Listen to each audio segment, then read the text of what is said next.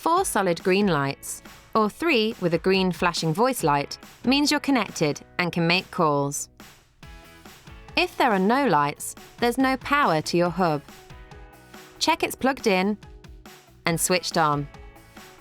If the internet light's off, it's not getting an internet connection. Check all the cables are pushed in.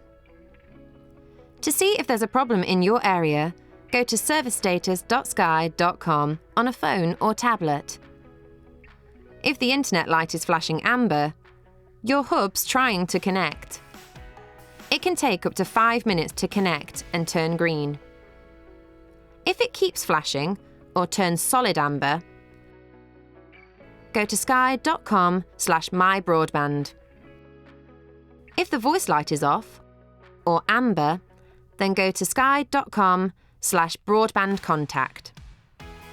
If the power light is flashing amber, or if the Wi-Fi light is off and the others are green, hold the reset button for 10 seconds until the power light flashes green. Your hub will go back to its original settings, including the password to the one on the back of your hub.